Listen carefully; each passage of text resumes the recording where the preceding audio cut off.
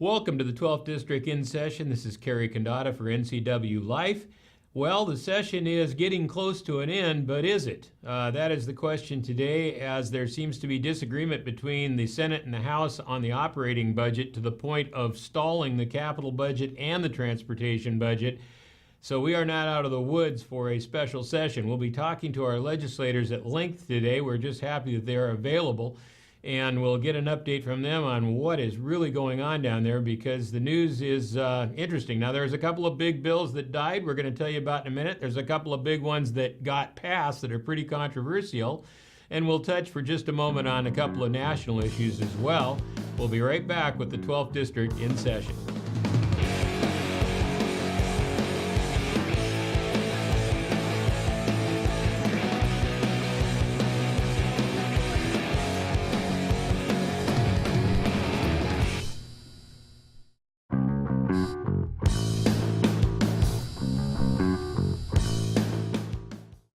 All right, welcome back. Well, things are kind of winding down in Olympia, but not really. We're going to hear from our legislators shortly about the kind of stall situation they're in right now with the operating budget being discussed by both sides, who are controlled by the same party but can't seem to come to conclusion. There have been some very controversial bills. We'll talk about that in a moment. I just want to touch briefly on a couple of national issues we've been following.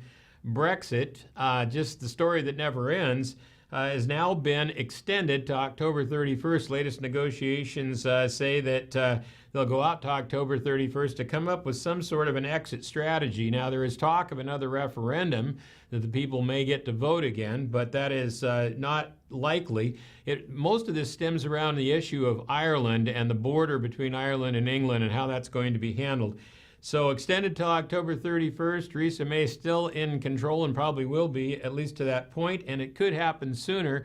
The European elections are coming up for parliaments, and that could really change things around. There is actually a new party called the ex-Brexit Party being launched in England right now, and that is spawning similar parties in other countries in the EU. So the story in the EU is far from over.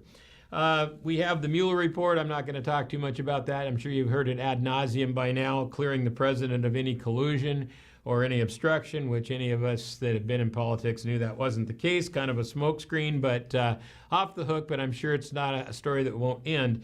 There is another little European Union story here that about Boeing. Boeing's still having issues with the 737 MAX, no total resolution there, but they also have a problem because now the European Union is threatening to put $20 billion worth of tariffs on U.S. goods if Boeing doesn't get some different tax treatment, because they think we're subsidizing them by giving them a lower tax rate. Therefore, they want to tariff our goods. The U.S. actually said they wanted to put $11 billion in tariffs on the European Union because Airbus is also being subsidized by the European Union. So that battle's been going on for almost 20 years. It will probably continue to do so.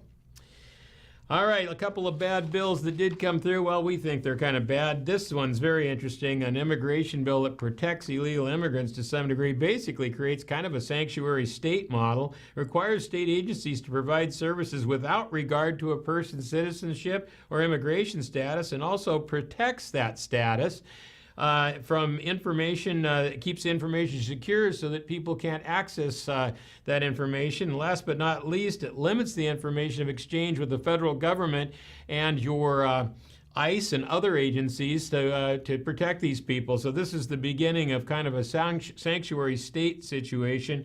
And I don't think that's going to be very well supported. There are other similar bills protecting illegal immigrants coming that we'll talk about in the coming weeks. But there is a move by the Seattle legislature, particularly, to create a statewide sanctuary.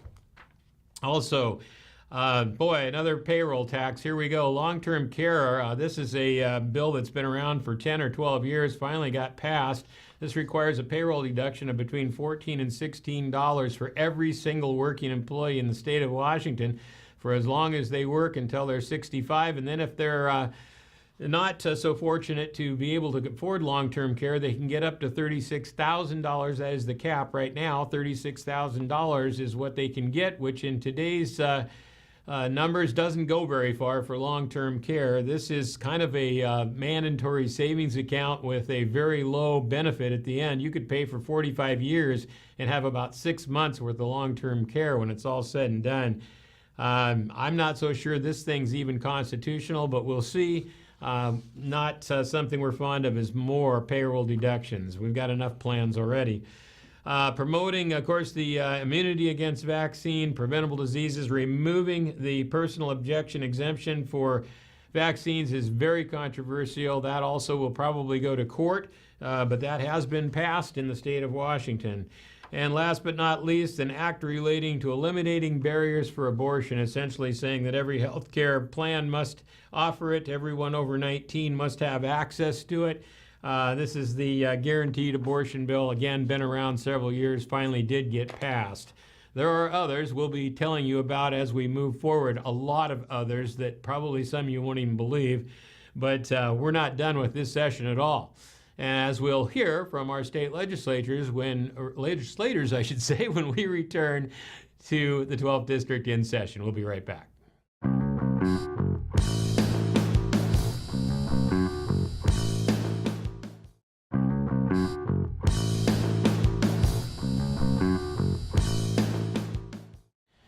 Welcome back to the 12th District in session, and we are fortunate today to have both of our legislators. It's a very busy week in Olympia with the floor action continuing, and again, just fortunate to have both of them here to tell us what's going on. So guys, welcome aboard. We missed you last week, Mike, but Keith did a great job filling in.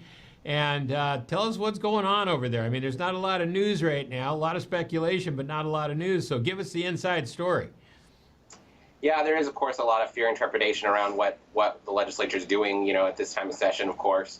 That we passed, that we're just on the floor, and now we're heading into what we call concurrence calendars. So these are bills we voted on before that we'll now decide if the Senate made some amendments or changes to it. They'll come back to us, and we have to either concur or go to conference, meaning if we concur, we just pass the bill, it's done, goes to the governor's desk for signature. If we go to conference, we're going to have to negotiate some of those differences. So that's where we're what we're in the middle of right now. So it's been interesting.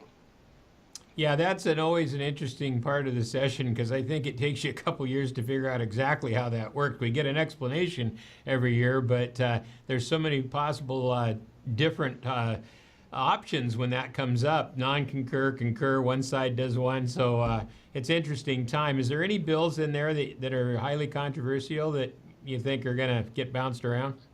Well, the bill that we passed off right before the end of cutoff at 5 o'clock was a pretty interesting bill in the sense that it had come over in a Senate form. The title of the bill was Ensuring a Healthy Environment for All Washingtonians or All People of Washington State. And it's around this new term that was introduced this session called environmental justice. And basically what the original bill did was look at these communities of color, communities of lesser resourced or poverty, and see how environment has affected, how the changes in the environment have maybe negatively affected those communities. So I worked on that bill with two other representatives, Representative DeBolt, Representative Kretz, and three people from the Democrat side, Representative Gregerson, McConoff, and Reeves, and we turned it into a House bill. We set up a task force that would go out and look at these issues and really try to get to the heart of them and make sure that we're also taking into context a historical look back. So for us in our area, Carrie, as you know, there have been real big issues around the spotted owl and timber, and what has that done to jobs? How does that hurt our communities? And so we'll be looking at those things in the interim, but we have until 2020 to come back with a report to the legislature. So it's actually called, it's also called the HEAL Act. It's a healthy environment for all of Washington. And when it came to us initially through the committee, one of the first questions I asked was, well, what is environmental justice? And when you talk about justice, you want to make sure that it's fair and equitable. But my concerns on the committee really came from the standpoint that they really didn't have much in the way of definitions. And really, what did these things mean? They had some very general concepts. They didn't also, really factor in some of the positive things that might be initially viewed negative, but for some people, what is a negative, that's bringing a business or a factory to town, translates into a very positive economic benefit where people now have jobs and they can feed their kids and put a roof over their heads. The other thing is that when you talk about these bills, they tend to be very urban centered. And as was mentioned, you know, Mike talked about they're talking about all kinds of, you know, health rates. I mean, kinds of incidents of hospital visits and, you know, all kinds of things were entering into this. And it seems so nebulous and just very broad in scope. So it's really important that we understand what we're doing. But the urban part of it is that, you know, when people are looking in the urban areas and then they don't consider that, you know, the garbage that comes from these urban areas will end up in eastern Washington, for example. Some of the sewage that comes out of those treatment plants here in western Washington end up in Mansfield. Now, are those things being factored in, and where is the environmental justice? Who's being impacted? How's it being, you know, how's it play out? And I think it's really critical that we really look at this. When they talk about a cumulative analysis, we do look at it in a very analytical fashion where it's all encompassing and not just restricted to some what appear to be the top of the iceberg type problems. Well, it's interesting information to talk about, but in the end, what do they hope to accomplish here? It sounds to me like, once again, it's a program that's somehow trying to balance the economics, and therefore, are there reparations? Are there kickbacks and money? What's the final point if you do see a distribution that's different in this pollution? What happens?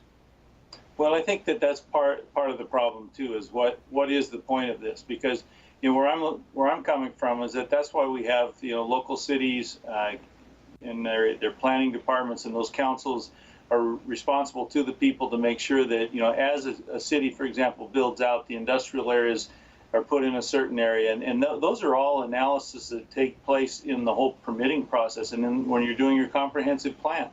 So in my opinion, a lot of this is already should be taking place, and if it's not taking place, then we just need to say, why isn't it? Rather than starting out with a whole new scenario of new inputs. We have to have environmental justice experts, you know, involved in this process, and who really is that, and who determines that? I mean, there's a lot of moving parts here that I really appreciate Representative Steele volunteering to be a part of.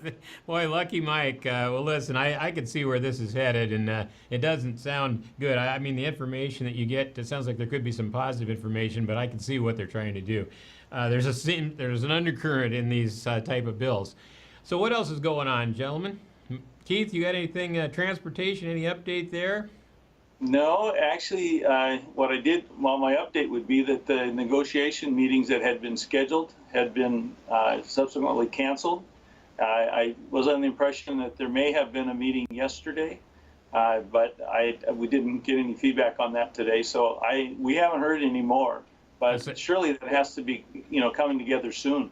Same thing on Capitol, Mike? Well, I was just going to say the underlying theme for all these budgets right now, Gary, is kind of interesting, is everything is interrelated, more than I've ever seen it before. And even the budget chairs are saying this out loud in these budget negotiations. Is so much right now is dependent upon the agreement between the House and the Senate Ds on their operating budgets that it's really creating a pinch point on how we pass transportation. And we're kind of at a point, so we've been negotiating now with the Senate all week around the capital budget, and we're at a point now where it's pretty hard to move forward until they can give us some operating budget decisions, like how much money are they going to take from the Public Works Trust Fund? How much are they going to allow us to keep? And sure. They've got the Senate has a new tax inside the capital budget, which we've never seen before, on MOTCA. We never raised taxes in the capital budget. It's as you know, a bonded budget. And the bonds are based on the total operating. So these are some of the things we're working through, and the Senate Ds and the House Democrats can't agree. So we kind of have to sit back right now and wait until they come to some agreement. The sad thing is, it sounds like the Democrats in the House and the Democrats in the Senate are going to be the things that keeps us here and keeps us from getting out. We go into special session. Yeah, that seems to be the speculation we're hearing, is that they're not anywhere near agreement, and that this could go into another session. So they are talking, though. These negotiations are going on, at least on the not on the capital, but on the operating budget. They are. Again, the challenge though is because they're happening so slowly, and they're having real trouble getting to a middle ground on these budgets. It's impacting the whole. They can't decide what the revenue looks like for transportation. They can't decide if we're going to have a market tax or not have a market tax, because again, the House and the House and the Senate don't agree on these things. Yeah, let's go back to another taxing situation. I mean, obviously, this budget's going to determine what other taxes, whether the capital gains or any of these other proposals, come to life. But I can tell you, our McCleary episode last week has gone statewide, and the editorials that have spun off of all that are quite negative about raising the levy lid. Are you hearing any more about that particular situation? Yeah, so that's the major holdup right now in the operating budget. Is the House is pushing to take the levy limit off and increase, go back to a 20% levy, and the Senate is holding firm to not doing that. Senator Wolfus, who's the chair of Ways and Means, a Democrat, has said she doesn't want to raise the levy. So and the House is committed to raising the levy. So that's the challenge. Now, there is other money that's been in the budgets for education, like special education and for other things. So how does that play into this? Yeah, so the Republicans had a couple of, so myself included, had a couple solutions.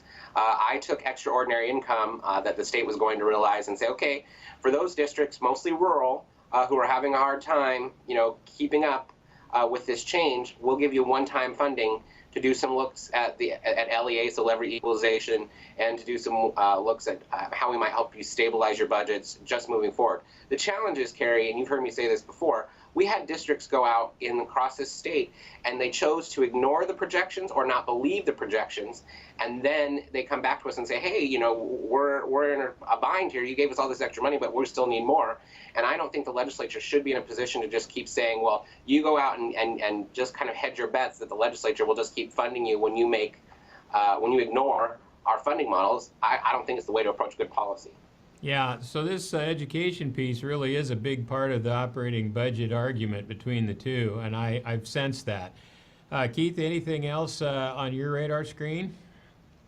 No, I would just add one thing. I read an editorial in the Seattle Times, which, the editorialist is not really considered to be the most conservative, and he was doing a pretty careful analysis of the money and how it was spent, the money that was given to districts, and he interviewed some teachers in the Seattle area, and it was referencing all the layoffs of the librarians, and they're just saying that a lot of that money that was given was committed to salaries without really a thought for where they were going to go after those commitments were made.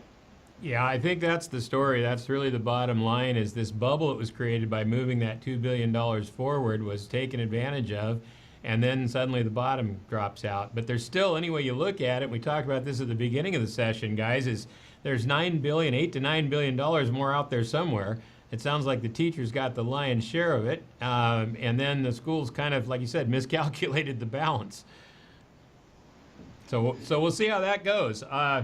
Any other policy bills? I mean, with budgets, obviously, by next week, we should have a little better feel again. I keep saying that every week, and I keep wondering if we're going to go into the special session. But any other major policy bills that you have concerns about? Whoop, lights again.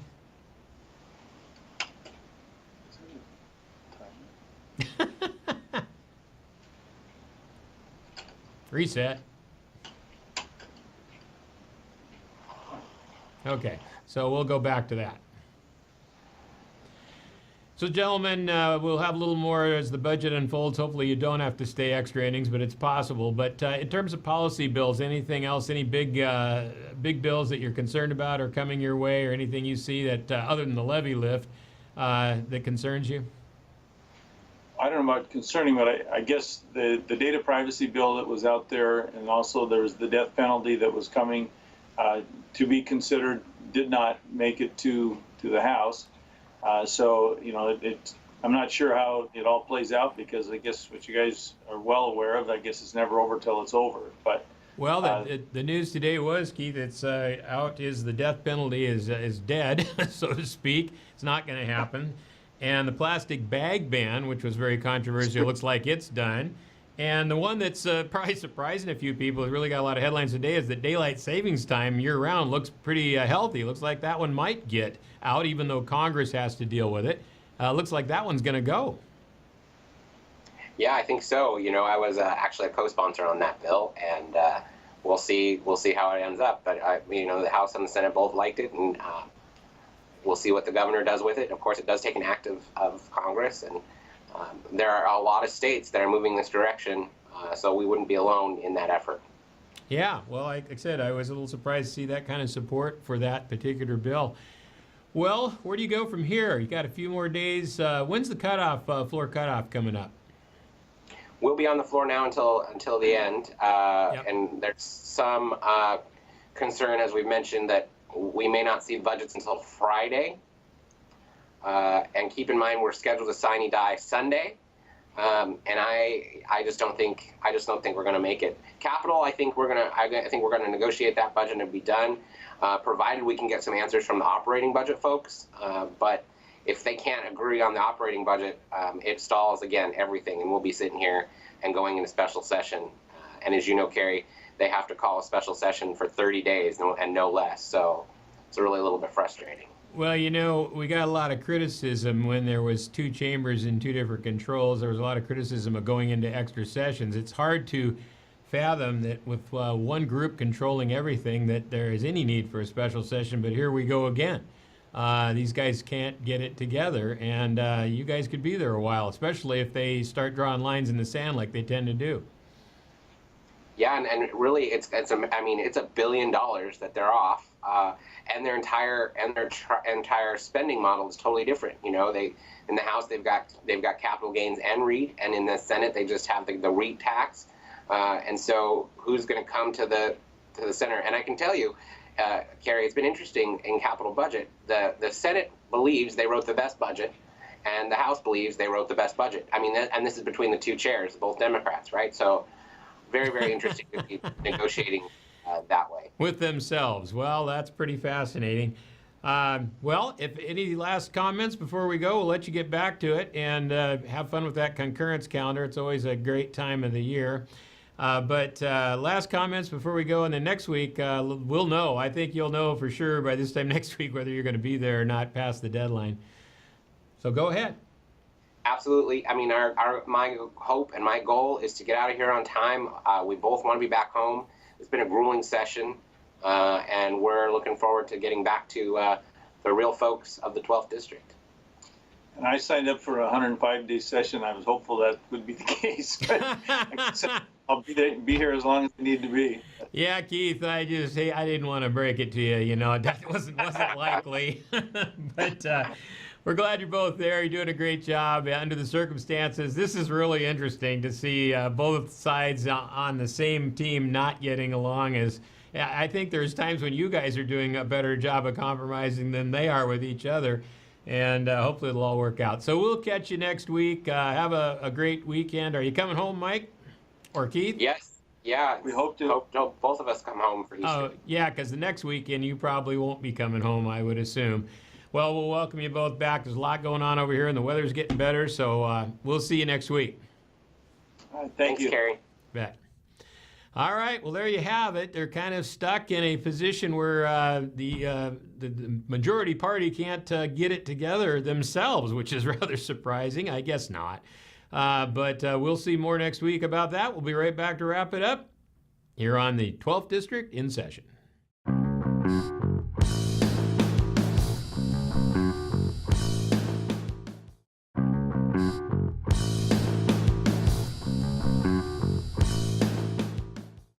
Well, that wraps it up for this edition of the 12th District. Thank you to all of you who accessed our McCleary show last week. It went statewide, and it also spun off some great editorials, most of them agreeing with us that the levy lid should not be lifted under any conditions.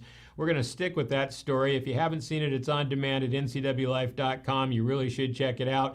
We will be doing more shows like that in the near future, but for now, we're trying to get through the end of this session, and so are our legislators. We'll be back with them next week.